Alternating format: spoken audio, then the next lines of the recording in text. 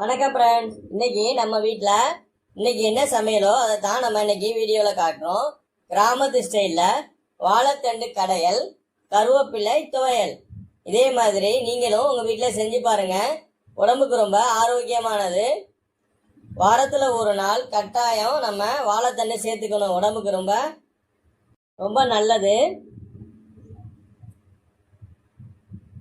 வாழைத்தண்டை இந்த மாதிரி நைஸாக அரிஞ்சிக்கங்க. அதில் நார் வரும் பாருங்க, அவங்க எப்படி விரலால எடுக்கிறாங்கன்னு. அதே மாதிரி நீங்களும் வெள்ளமா அதை எடுத்துக்கலாம்.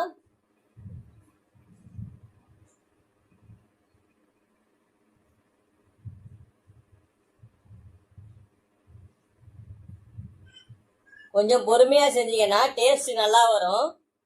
அவசரப்படக்கூடாது. எவ்வளோ நைஸா நறுக்க முடியுமோ அவ்வளோ நைஸா நறுக்கிக்கங்க. நாங்கள் நறுக்கின வாழைத்தண்டை ஊற வைக்கிறதுக்கு அரிசி களைஞ்ச தண்ணியும் அது கூட கொஞ்சம் மோரும் கலந்து வச்சுருக்கோம். அதில் வாழைத்தண்டை நாங்கள் ஊற வைக்கிறோம். அந்த மாதிரி நம்ம வாழைத்தண்டை அரிசி களைஞ்ச தண்ணிலையும் மோர் கூடையும் ஊற வைக்கும் பொழுது அது கருக்காமல் அப்படியே 1 மணி நேரம் 2 மணி நேரம் ஆனாலும் அப்படியே இருக்கும். உங்களுக்கு பார்த்தா தெரியும். பக்கத்தில் நாங்கள் வச்சுருக்கிறோம் தண்ணி. வாழைத்தண்டு மட்டும் இல்லாமல் கருக்கக்கூடிய எல்லா பொருட்களையும் இந்த மாதிரி நம்ம அரிசி களைஞ்ச தண்ணி அது கூட மோர் அதில் சேர்த்து போட்டு வச்சுக்கலாம். வாழைப்பூ அதையும் கூட இந்த மாதிரி போட்டுக்கலாம். கருக்காமல் அப்படியே இருக்கும். நல்லா நைஸாக பொடியாக நறுக்கிக்கங்க.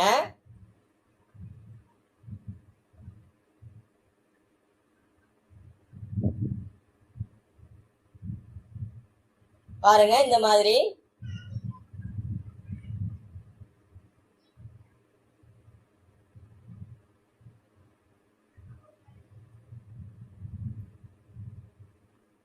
எவ்வளோ பொடியாக நறுக்கிறோமோ அந்த அளவுக்கு டேஸ்ட் கிடைக்கும்.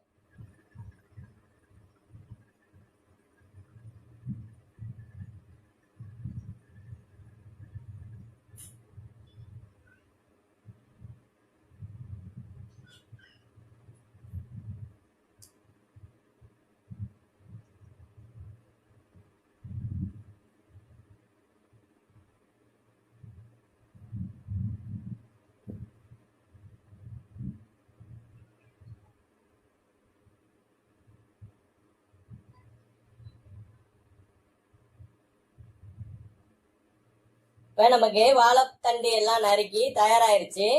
அதை இந்த மாதிரி கடைஞ்சி மிச்சம் இருக்கிற நாரையும் எடுத்துடலாம்.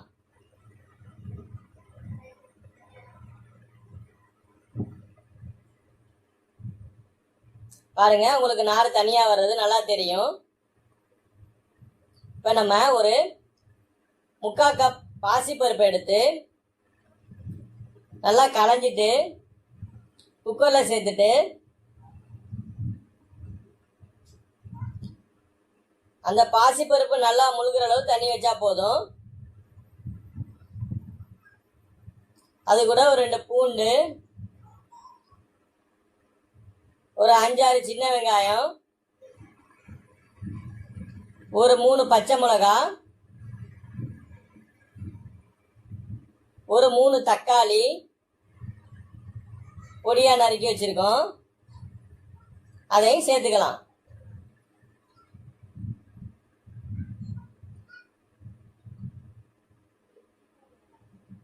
ஒரு 1/2 டீஸ்பூன் அளவுக்கு மஞ்சள் தூள்,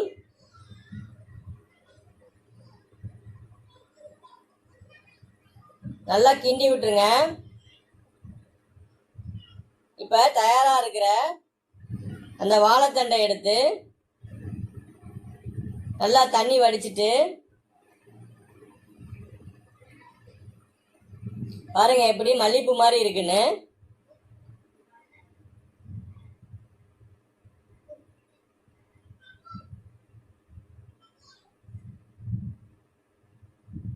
இப்போ இதை நம்ம குக்கரில் சேர்த்துக்கலாம்.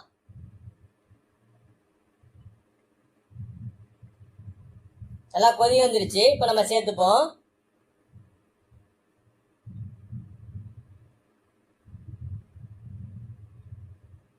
வாழைத்தண்டை சேர்த்துட்டு நல்லா கொஞ்சம் கிளறி விடுங்க. தண்ணி ரொம்ப சேர்க்க வேண்டாம். வாழைத்தண்டுலேயே தண்ணி இருக்கும். தேவையான அளவு நம்ம உப்பு போட்டுக்கலாம். இப்போ குக்கரை மூடி வச்சு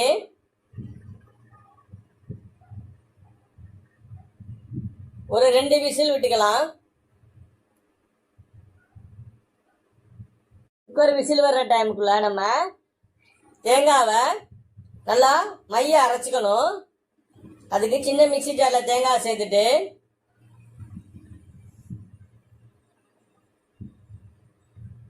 தேங்காய் கூட 1 ஸ்பூன் சோம்பு சேர்த்துக்குவோம். வேற எதுவும் தேவையில்லை. இதை நல்லா மிக்சியில் சேர்த்துட்டு நல்லா மைய அரைக்கணும்.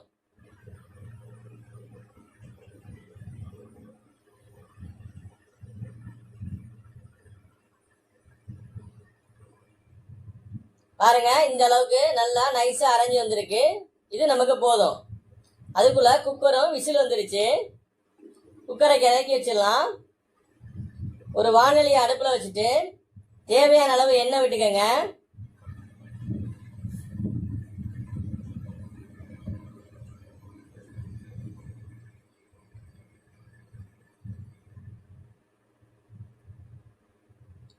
ஒரு ஸ்பூன் அளவு கடுகு சேர்த்துட்டு நல்லா பொரிய விட்டுருங்க.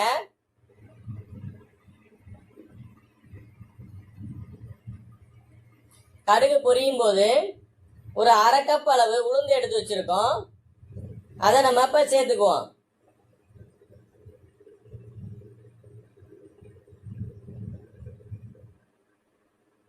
இப்ப கடுகும் உளுந்தும் நல்லா பொன்னிறமா வர்ற வரைக்கும் நம்ம வதக்கணும். ஒரு 5-6 வரமிளகாய் எடுத்திருக்கோம். அதையும் இது கூட சேர்த்துக்குவோம்.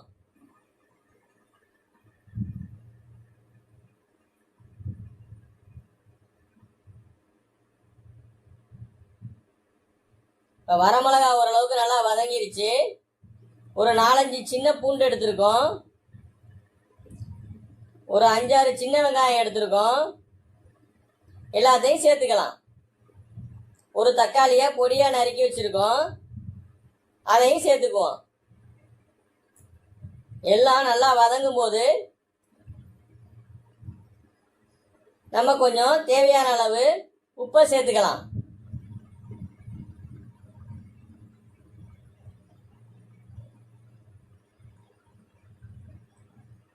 உப்பை சேர்த்துட்டு நல்லா வதக்கிக்குவோம். நல்லா வதங்கி வரும்போது நம்ம ஆல்ரெடி கருவேப்பிலைய நம்ம சுத்தமாக கழுவிட்டு தண்ணி வடிய வச்சிருக்கோம். இப்போ அந்த கருவேப்பிலைய சேர்த்துக்குவோம். கருவேப்பிலையை சேர்க்கும் போது கொஞ்சம் தள்ளியே இருங்க, ஏன்னா தண்ணி தெறிக்கும்.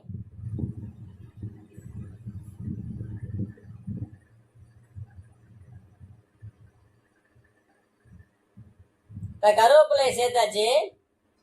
கருவேப்பிலை நல்லா முறுமுறுன்னு வர்ற வரைக்கும் நல்லா வதக்கணும்.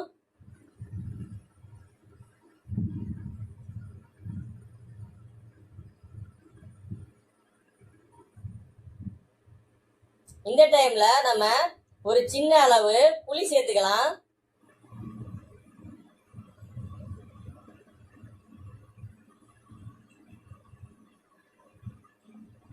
இப்ப தயாராயிருச்சு. குக்கரும் நமக்கு ஓபன் பண்றதுக்கு தயாரா இருக்கு. அருமையான வாழைத்தண்டு கடையல் நமக்கு செய்யறதுக்கு தயாராயிருச்சு. கரண்டியை வச்சு லேட்டா மதிச்சு விட்டுக்குவோம். இப்போ நம்ம அரைச்சி வச்சிருக்கிற தேங்காயை இது கூட சேர்த்துக்கலாம்.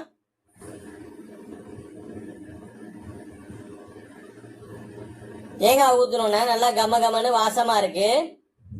இது கூட தாளிக்கிறதுக்கு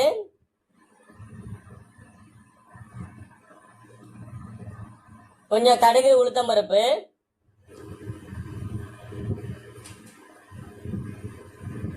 கொஞ்சம் சீரகம் நல்லா பொரிஞ்சு வந்தோடனே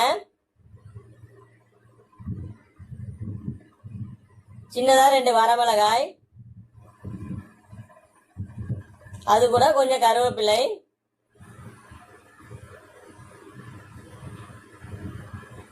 கொஞ்சம் பெருங்காயத்தூள்,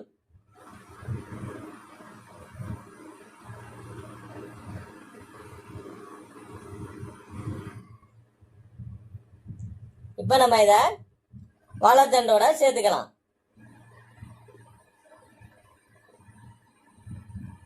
அருமையான வாழைத்தண்டு கடைசல் ரெடி ஆயிருச்சு. இதை சாதத்தோட சாப்பிடும்போது நமக்கு ரொம்ப அருமையா இருக்கும் டேஸ்ட்டு.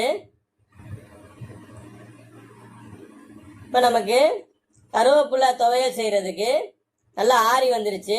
இந்த மிக்ஸி ஜாரில் சேர்த்துட்டு நல்லா நைஸாக அரைச்சிக்கலாம். பாருங்க, இந்த அளவுக்கு நைஸாக வரணும். இப்போ நமக்கு வாழைத்தண்டு கடைசல் கருவேப்பிலை துவையல் அருமையாக தயாராக இருக்கு. நீங்களும் இது மாதிரி உங்கள் வீட்டில் செஞ்சு சாப்பிட்டு பாருங்க. சுவை சூப்பராக இருக்கும். உடம்புக்கும் ரொம்ப நல்லது, ஹெல்த்தியானது. பசங்கள்லாம் நல்லா விரும்பி சாப்பிடுவாங்க இந்த மாதிரி செய்யும்போது. இது மாதிரி நீங்களும் வீட்டில் செஞ்சு சாப்பிட்டு பாருங்க, அருமையாக இருக்கும். வாழைத்தண்டில் நிறைய சத்துக்கள் இருக்கு. கருவேப்பிலையில நிறைய அயன் சத்து இருக்கு. குழந்தைங்களுக்கும் நமக்கும் உடம்புக்கு ரொம்ப நல்லது. எங்கள் வீடியோ பிடிச்சிருந்தா லைக் பண்ணுங்க, கமெண்ட் பண்ணுங்க, உங்கள் ஃப்ரெண்ட்ஸோட ஷேர் பண்ணுங்க. நன்றி ஃப்ரெண்ட்ஸ்.